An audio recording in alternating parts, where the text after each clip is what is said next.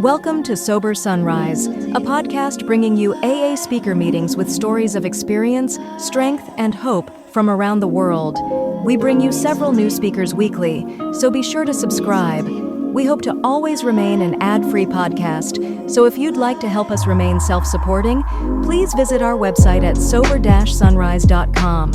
Whether you join us in the morning or at night, there's nothing better than a sober sunrise. We hope that you enjoy today's speaker.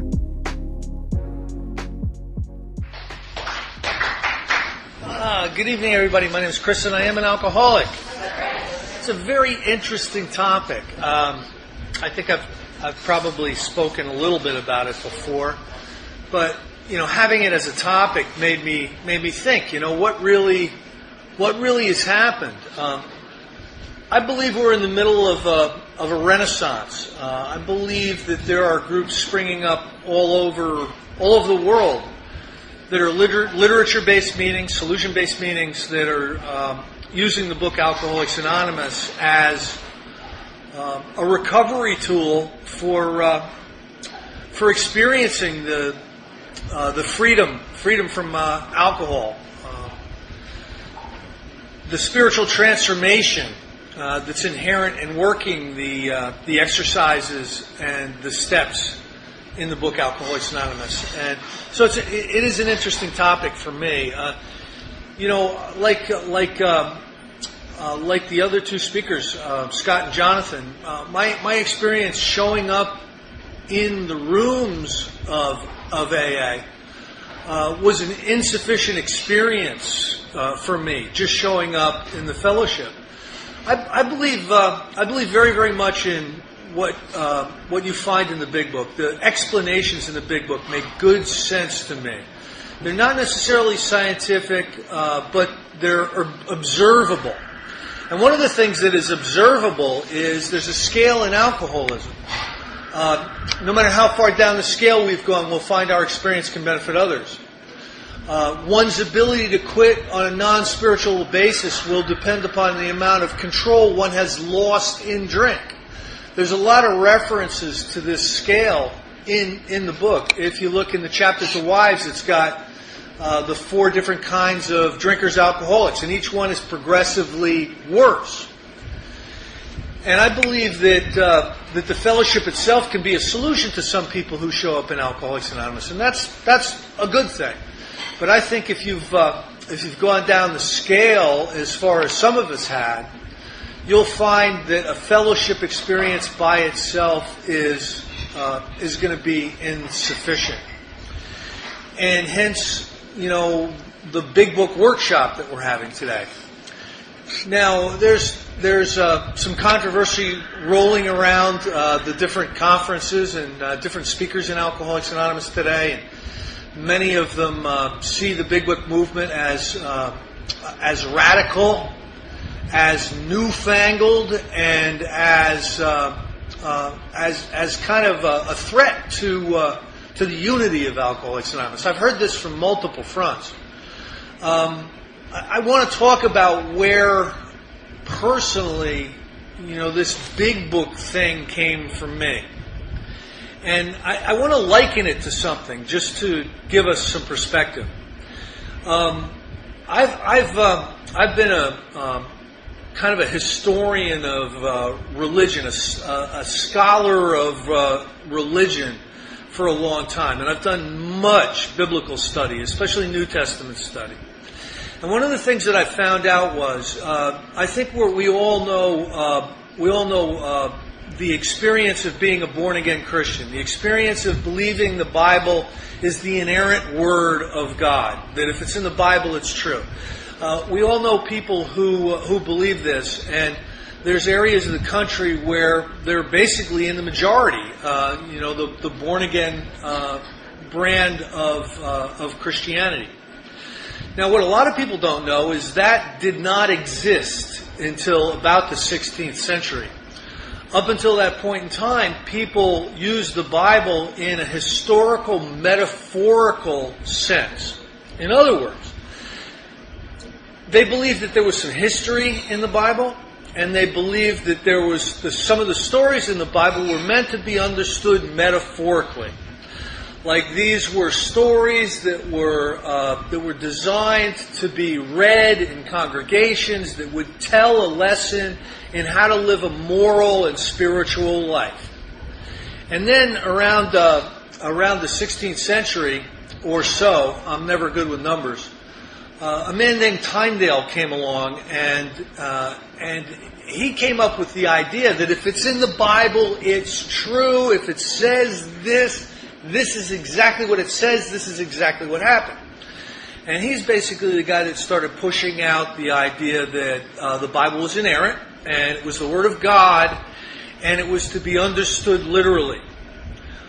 So we went 16 and a half centuries without believing that it was metaphorical, and now there's a huge section of people who believe it's literal.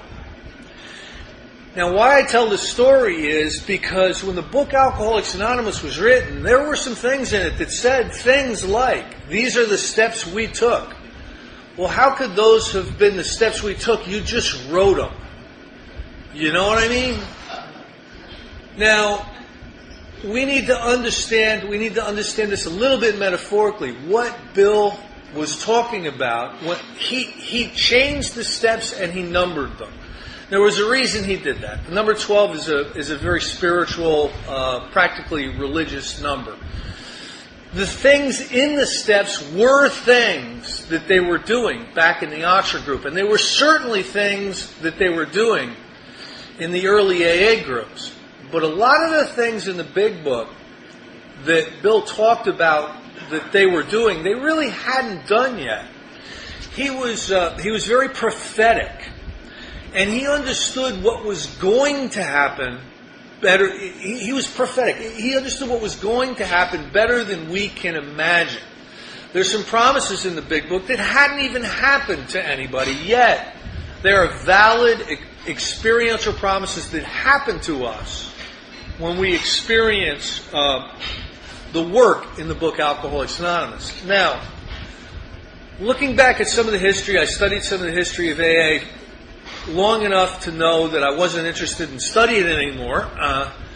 That happened to me about 15 years ago. I kind of stopped studying it and went on to other things. But what I believe is that I don't see that the book Alcoholics Anonymous was used in a very literal way for a long time. I think they used some of the principles and some of the exercises, certainly, but they didn't open up the Big Book and go through it page by page, sentence by sentence, and take every single instruction the way we sometimes do today. Where the Big Book movement came from that I understand today, from the recovery masters that I have studied, came out of a group in Canada called the Golden Slippers. Has anybody in here ever heard of those guys? Some people have. The Denver Young People's Group is probably the genesis of the modern Big Book movement that I'm a part of. Now, there may be other genesis and other experiences, but the people I have listened to and basically studied under came out of the Denver Young People's Group. And what happened was this. There was a group in Canada who could not stay sober. And these guys, listen, just because somebody drinks, we used to think that somebody got drunk because they didn't really want it, or they weren't really trying. I know that is not the truth. Some of us are absolutely desperate to stay sober and can't. Now, these group of people in Canada were of that mold. They were real alcoholics, like the book talks about. They were low bottom, tragically pathetic type of alcoholics that had lost most of the things valuable in their life and continued to drink, but continued to go to Alcoholics Anonymous hoping for some miracle, But just going to meetings for them was not sufficient for sobriety. So what happened? One of them came up with a really wacky idea. He said, you know what? There's this book called Alcoholics Anonymous, and it says on the cover that it's the basic text of the fellowship. Why don't we why don't we all meet and open this book and read it from the very first page on? And if it says to do something, let's do it. There was a group, I don't remember it because I'm terrible with numbers, I'm numerically dyslexic. There was 20 or 30 of these guys who did this. They made a deal, they made a pact with each other that they would start to meet together and go through these pages and do the things that the book asked them to do. And the people who made it through that, like 90% of them stayed sober for good and for all. And that got their attention. Because again, they'd been going to meetings and trying not to drink for a long time. All of a sudden, they actually do the third step prayer. They actually do a fourth step. They actually do a fifth step. They actually put an 8-step list together. They actually go out and make amends. They actually start to pray and meditate. And they actually start to take other people through this work. And what catches their attention is they stay sober. Now let's go to one of the Denver conventions in somewhere in the mid to early 80s. Don Pritz is there. A number of our heroes, a number of the people that come from my spiritual lineage were there. And Max Jeter, one of the Golden Slippers, comes down from Canada to speak. Now, instead of telling his drunkalogue, as was many of people's wants back in those days, he starts talking about his experience with this group and getting together and opening up the Big Book and doing the Big Book. Now, he gets some attention from some hardcore dudes in the Denver Young People's Group, like Don Pritz. I think Gary Brown was there, Big Frank. There's a number of them. I don't really know who all was there. But these guys then decide to do the same thing. And they get a group of people together and they open up the book Alcoholics Anonymous and they start to go through it like it's true. Like the born-again Christians of today will go through the Bible like it's true. They start to go through the book Alcoholics Anonymous like it actually is a textbook and it's not some metaphorical, historical document from the past. They start to go through it. And they have the same type of experience. And some of these guys are still alive, and some of these guys are the best people that you can listen to today because they speak from recovery experience. Now, what happens after these guys get sober in the Denver Young People's Group? There's a number of guys that are younger who get exposed to these people as sponsors. Mark Houston, Joe Hawk, a number of other people that I've found very influential in my own recovery. And they get it secondhand from these old-timers at the Denver Young People's Group. Now, this is where I first heard the message. I first heard the message, the very clear, very concise recovery message from these second-generation speakers. And I'll tell you what my personal experience was. I drank a lot of alcohol. Okay. When I started to drink, I was going to get the job done. If it was your experience to sip some wine and have some beer and maybe go home and watch TV or something, my hat is off to you. When I started drinking, within 2 hours I was in a blackout. Within 3.5 hours I was passed out wherever I was, unconscious, alcohol poisoned, out cold. You couldn't wake me up. If an ambulance saw me, they'd pump my stomach and tell me that I had died. Kind of drunk. Every single time I drank, every single night. So, if you drink like that, some bad things end up happening to you. When you drive, it's really a bad experience. When you travel, it's a really bad experience.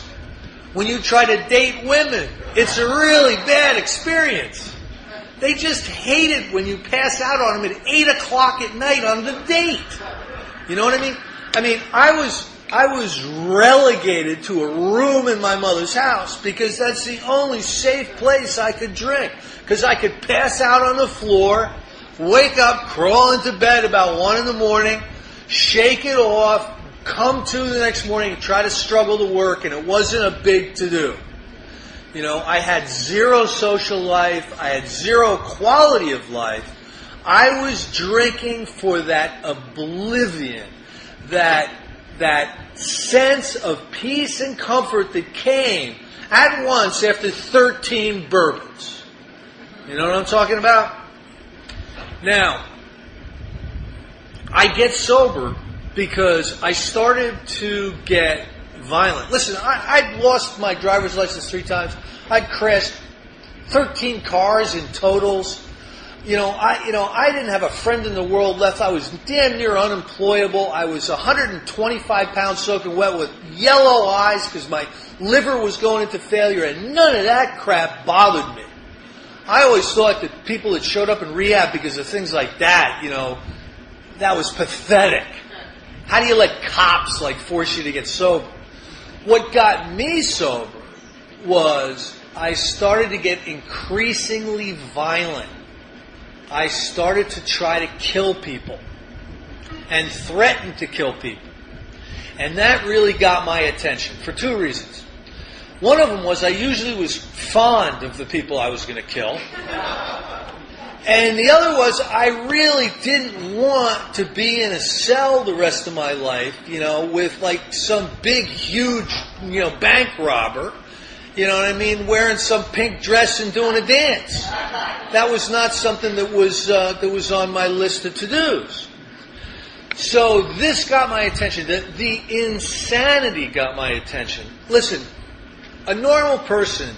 You know that book that I think Robert Louis Stevenson wrote called Dr. Jekyll and Mr. Hyde? Do you know that Robert Louis Stevenson was an alcoholic? Read the book. Next time you read that book or look at the movie, think about that. Because that's what I was. I was Dr. Jekyll during the day. I was a bad electrician who tried to keep out of trouble, and just like really filled with self-centered fear and really bad self-esteem. You give me a quart of bourbon and I'm Mr. Hyde. And I'm a psychopath carrying around a .38 handgun. It was that different. And there was a level of insanity that was terrifying to me because I didn't want to be this. I was scared to be this, but I was so obsessed with alcohol, so driven to alcohol for that escape that I so needed because the burden of living within my own mind was so great that I was driven to it night after night after night. Now, through some different experiences, I signed myself into a 28-day rehab because I knew I couldn't stay a day away from booze. I was so critically, toxically alcoholic that to stay away from booze for a 24-hour period of time would throw me into delirium tremens and raise my pulse to a very unsafe level, throw me into hallucinations and, the pink elephants and the maggots and all that stuff. So I really couldn't go through, sober periods of time very well. So I signed myself into a rehab, and I remember just showing up there and this old counselor, he was a grizzly old AA, this guy Charlie. And I go, Charlie, I'm shattered. I mean, that's the only word I could describe. I'm shattered because that morning, I was shaking myself to pieces. And I knew that I wasn't going to drink that day. I was signing myself into rehab. And he immediately, that's back when counselors, untrained counselors could write you a prescription. This guy wrote me a prescription for Librium, and they started to double me down on this stuff. And I was on Librium for about 10 days during the detox, and I started to experience treatment. That was a lot of fun. I remember the Father Martin movies. Oh my God, Father Martin movies. Oh my God. If there's somebody on this planet that has no idea what I am like or what my experience is, it's a nun it's a priest in a movie, for God's sake. And I thought, I had such contempt for that crap. And then they had this movie about cocaine where your head explodes. None of this stuff, you cannot scare somebody that was pulling handguns on their family 24 hours ago. You know what I mean? It's just, and they had group. Anybody in here ever been in group? Where you sit in a big circle and you talk about the day. Chris, what are you feeling today? I want to kill you! That's what I'm feeling. So I did this treatment, and I had one half-an-hour meeting with a counselor in 28 days. That should be malpractice.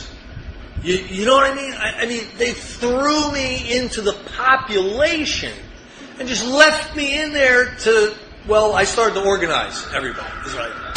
I started to organize, we want better coffee. Really, I tried to unionize all the inmates. Oh, God. Anyway, but I guarantee I was the person most serious about not wanting to drink. I mean, I wanted to stay away from alcohol the rest of my life. I get out of treatment, and they said, you might want to go to AA, but you should really go to outpatient. So I'm going to 2 outpatient meetings a week, paying $85 a session, and guess what we did in the outpatient? Group. That was fun. Listen to some boneheaded truck driver hog the whole 2 hours talking about the pathetic nature of his life and why it's filled with tragedy and misunderstanding. I couldn't wait for him to drink. You know what I mean?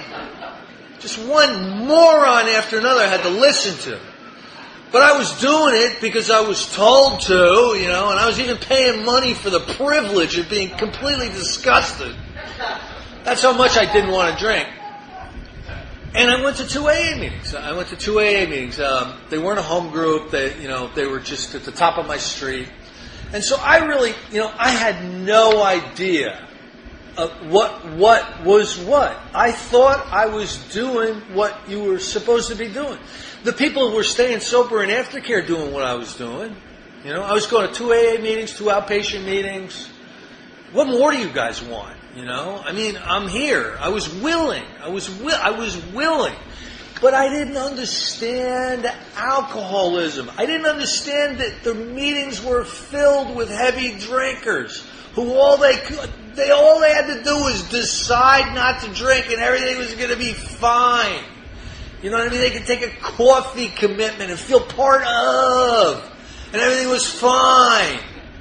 I was so in my head, I was so filled with resentment and self-centered fear.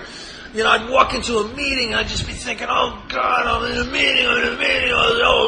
There's somebody, she's not going to share again, is she? Oh, no, she's going to raise her hand, no. She raised her, oh, God, I'm going to hear all about her family again, tell somebody who cares, lady, please, this is what's going through my head while I'm sitting in the meetings. And, I think, oh, God, I got to go to the bathroom. Oh, if I go to the bathroom and get up and walk across the room, everybody will look at me. And they'll think, where's he going? I'll look small.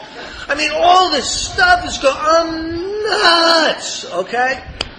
But I think going to the meetings and going to the outpatient is the treatment for alcoholism, and nobody came up to me and explained the difference between the hard drinker and the alcoholic. I don't think they knew.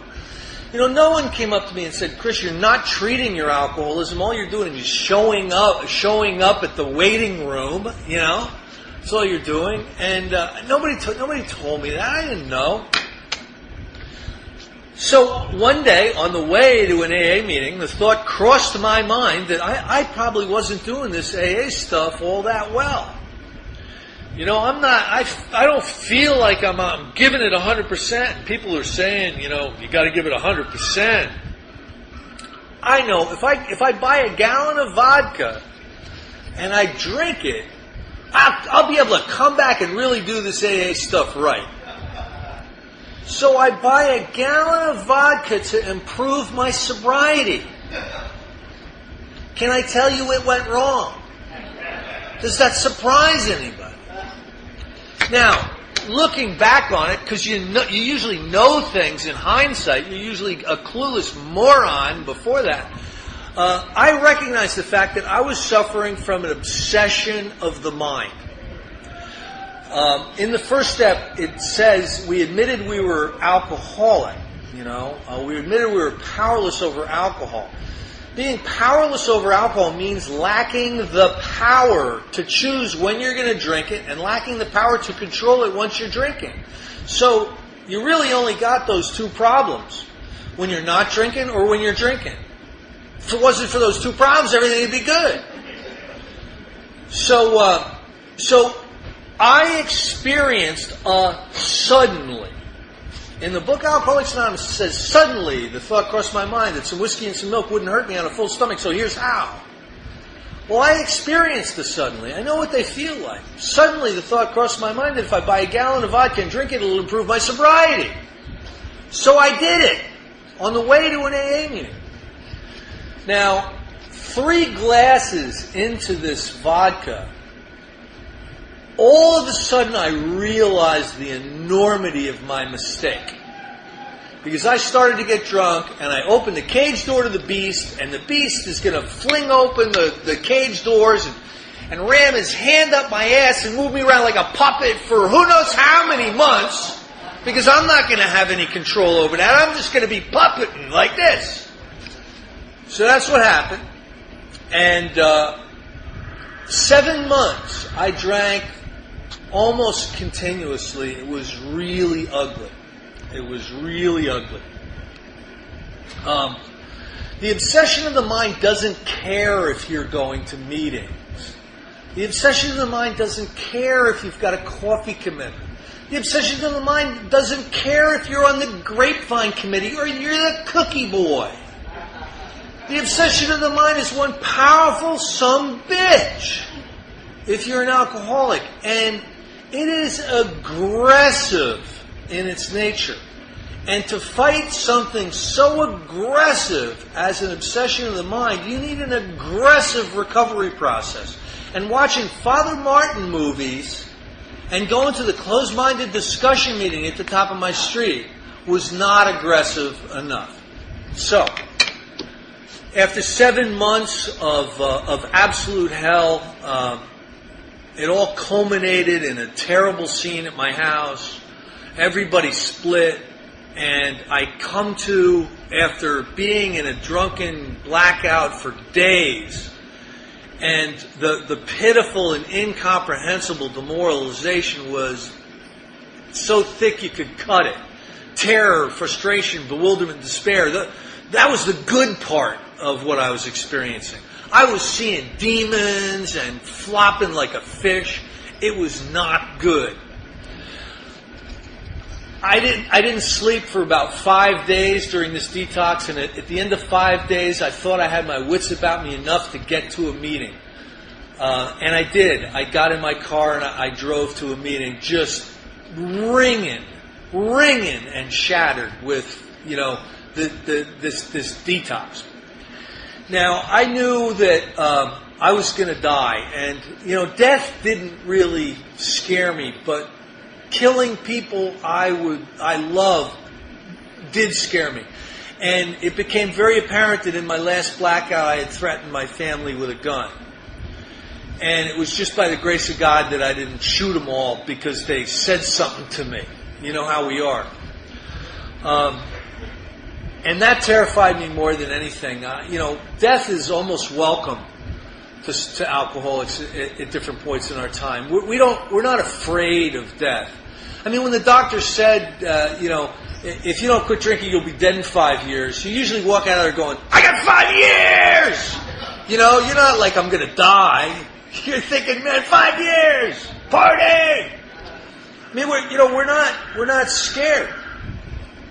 But when you can tragically alter the people's lives about you that you're actually quite fond of, that certainly got my attention. Now, I go back to meetings with a vengeance now.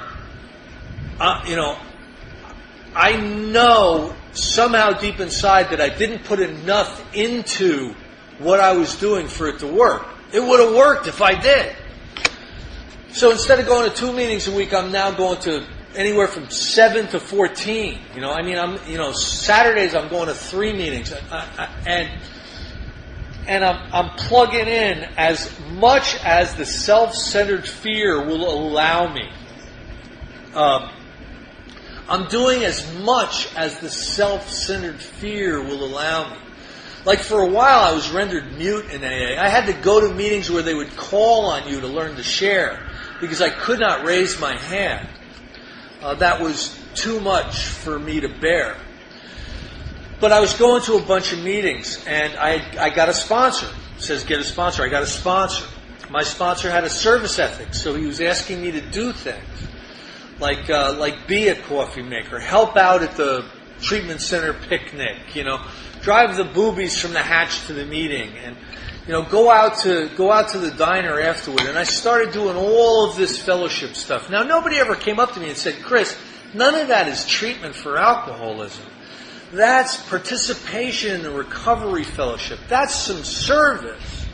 But that's not the treatment for alcoholism. Nobody said that to me. Well, this guy Radio Shack Mike one day came up and gave me a set of tapes. He was my first friend in AA. He was just nuts enough to hang out with me. How we first met was he came up to me, and how we first became friends, he came up to me and he was really freaked out. And I said something like, what's going on? And he said, there was a big fight at my house. I live with 3 other guys, and one of them beat the crap out of the other, and I'm really scared to go home. I go, would it help if I go with you? And he goes, yeah, would you do that? And I go, yeah, we're just going to stop at my house first on the way home. So we stop at my house, and I got this big Bowie knife about this long, and I strap it to my belt buckle, and I come back out to the car, and I said, okay, let's go. And that's how we made friends. I mean, looking at me today, you would think that that's not something I'd be capable of, but I certainly was then. I was hoping this guy would give my new friend trouble, Anyway, so he was one of these guys who would go to the New Age bookstores, and he was very pious. What that means is, whatever he's reading that week, that's the thing, that's the key to existence, I'm reading this book on crystal therapy, we gotta go out and get you crystals, you need the blue ones, And the next week it'd be the Kabbalah, we gotta do Kabbalah stuff. I mean, he just, from one thing to another, he would just run through the New Age bookstores like a drowning man seizing a life preserver. And this one day, he hands me a set of tapes, 8 90-minute tapes, and they're a Big Book Workshop. And they were Joe and Charlie. I put them in, and I listened to them because I got kind of a long ride to work, and I told them I would. And they immediately gave me a resentment because they were a very, very strong Big Book message. These guys were classic. They were part and parcel of the early Renaissance of getting us back to paying attention to the recovery side of the triangle. They were very instrumental. And I listened to these tapes and they pissed me off. But the truth in them haunted me. They spoke with authority, and they used our basic text to bolster up any arguments or any positions or any philosophy they had. They could show in the book where it would say anything they talked about. So that kind of haunted me. The reason it haunted me was I was not hearing that at meetings. In the late 80s, in my area, there were sharing meetings. Okay, go and dump. And if you dump all your problems at the meeting, you'll leave half as light, or whatever they would share. So some of the meetings I was going to were quite toxic if you were in real trouble. If you were a heavy drinker, they were home sweet home. But for somebody who was in real trouble, they were like trying to stop a semi with a cobweb. Now, so I start listening to these Joe and Charlie things again, and I start to buy into the theory that if you pay attention to the book Alcoholics Anonymous and do the things that are in it, you will have a transformational recovery experience that will offer you a new freedom, a new happiness, a new perception, will begin to eliminate that self-centered fear, that resentment, that inability to make good decisions. The defective relationships will start to fall in place. All these things were basic promises. And out of no sense of virtue, I started to do this. Personally, I started to go through the book because, trust me, there was nobody talking about this in the meetings I was going to. I couldn't go to somebody and say, could you take me through the book? They'd pull out a 12 and 12 and say, read the first step over and over 100 times each day for 12 weeks and don't call me. I mean, that's about what you would get. So I started going through the big book, and I started to try as best I could to do the examples in the big book. This is somewhere around 91, 92 maybe. I don't really remember. Anyway, what happened was I started to heal. I started to participate in a process that would allow God to heal my spirit, to allow enough of me to get out of my way for my spirit to be healed. Now, I quickly, because I started to love these Joe and Charlie tapes, I quickly started to go through the catalogs of Big Book Workshops, and I got a hold of a bunch of them. David Aronofsky from Texas. I had got the Sandy Beach one. I got the Bob Bazant's 12 Steps to Success. I'm looking in this catalog, and I see Joe Hawk, Salvation Army Big Book Study, and I say to myself, I wonder what an Indian could teach me about the steps. Now, when I told this to Joe, he laughed. But I thought, Hawk, that has to be, an Indian name. So I send off for these Salvation Army tapes, and they blow me away.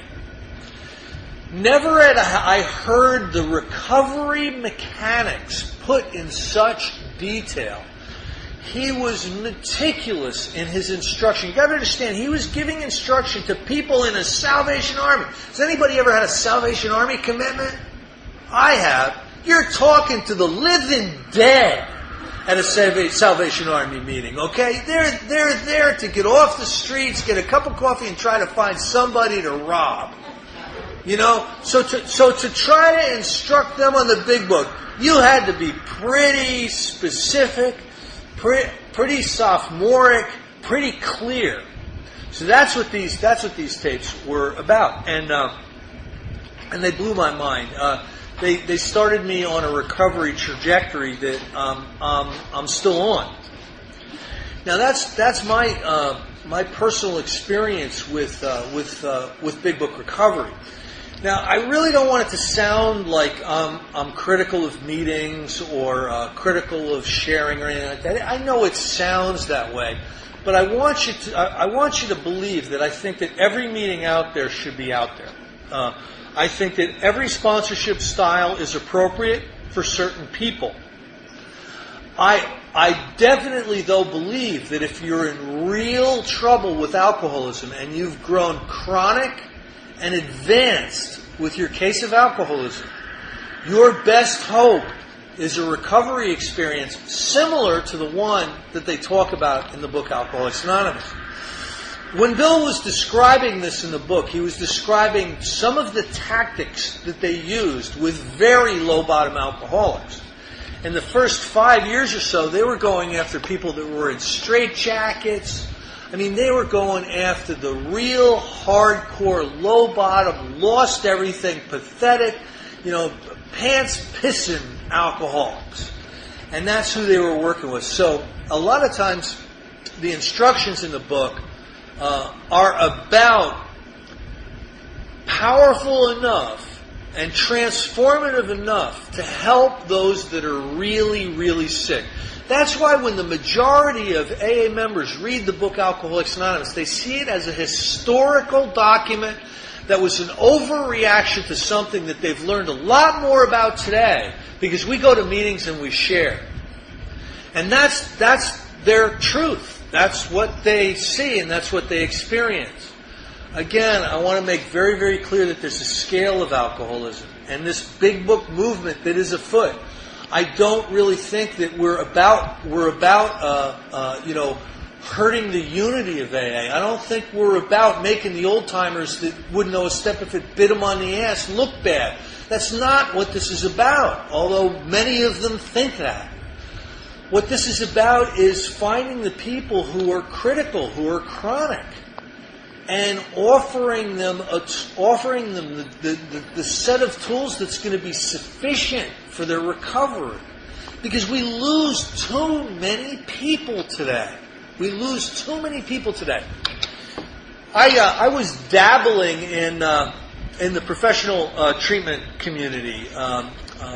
Marcia's actually been to some of the convention, some of the conferences and stuff that I was a board member of this organization that would put these conferences on, and I did some web broadcasts for a while where I interviewed treatment professionals, and I got to tell you, I played in a deep sandbox with some of these guys. I mean, I've met the shining examples out there of addiction treatment in the world today, internationally.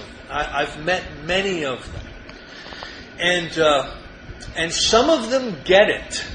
Some of them understand that there's a scale in alcoholism, and some of them are even honest enough to admit that there are a group of people who, like Dr. Silkworth says, in the doctor's opinion, are hopeless. They're not people that professional treatment can help. They're of the hopeless variety. And some of them don't get it. Sometimes it's inconvenient for them to separate the heavy drinkers from the alcoholics because they're both paying customers and they only got the one van. You know what I mean? They only got the one counselor at 2 o'clock. So it would be inconvenient for them to mold the treatment process, one for the alcoholic and one for the disco drunk. So they don't do it. They give you the disco drunk version. And if you're a real alcoholic, you're drinking in 30 days after you get through the treatment. And they like to tell you it's your fault. It's not. It's their fault. Because they weren't honest with you. But I got in this argument just recently with a treatment professional. I made the mistake of blogging on LinkedIn professional groups, which I'm probably not going to do anymore because I don't go over well in the professional treatment community, and probably for good reason. I can be arrogant, whether you guys believe that or not. I know I come off as very humble. But I can be arrogant on some of these things. And this one guy really pissed me off. He was an addiction professional. And what he wrote was, I don't send anybody to AA or NA anymore. My God, their statistics are so bad. They're around 6%. I can get better results from a placebo. Why would I send anybody to those groups? And this guy was serious, okay? Now, I had to think long and hard about a response because it's true that our survivability rates are around 6%.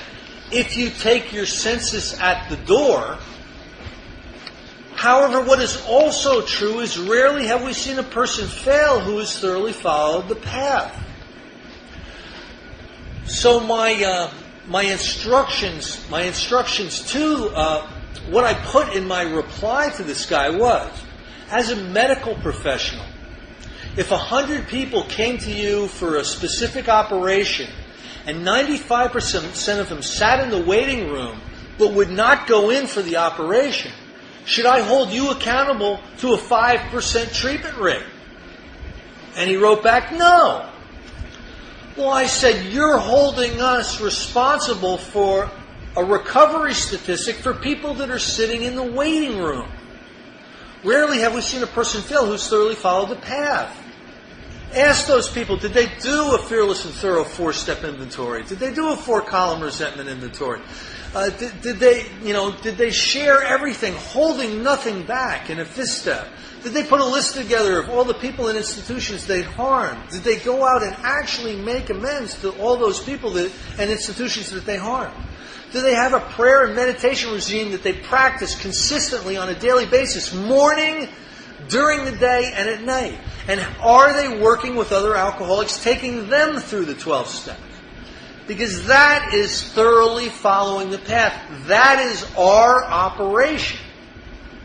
The waiting room is the meetings. And after rebutting him like this, I never heard from him again.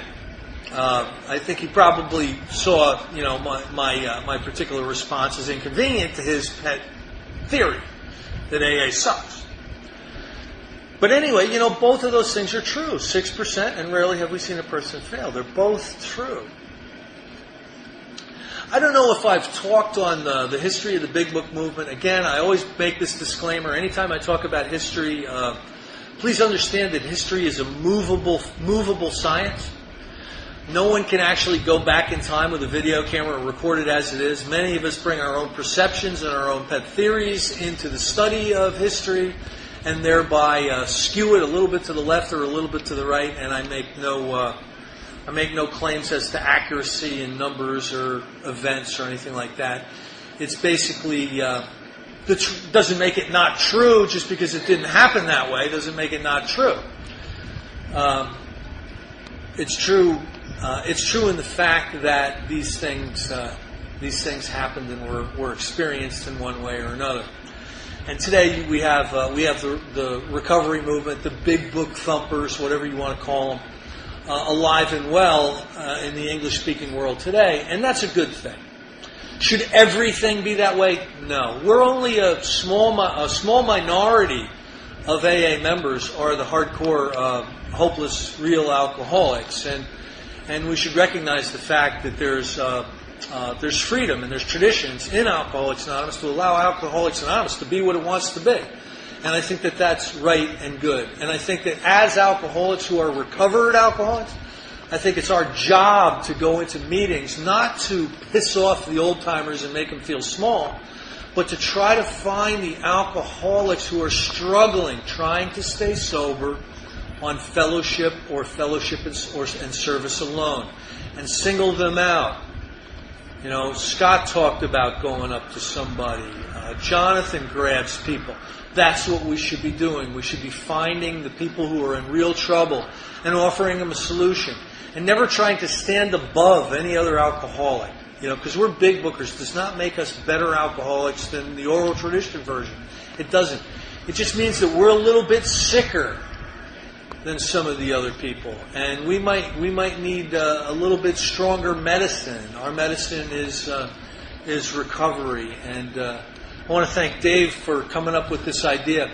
Going into the future, there's going to be the traveling big book study, and we're already thinking of exotic locales to go to, because this is so cool being in Nosara with the howler monkeys and the botflies. We're just really enjoying the hell out of ourselves. And we have not had a bad meal. Who would have thought there was gourmet food in Costa Rica? I wouldn't have, but that's been my experience. And the people here, the weather, the locale, everybody's so friendly. Some great people here showed up. Some of my favorite people in the recovery community are here. And thanks a lot, Dave.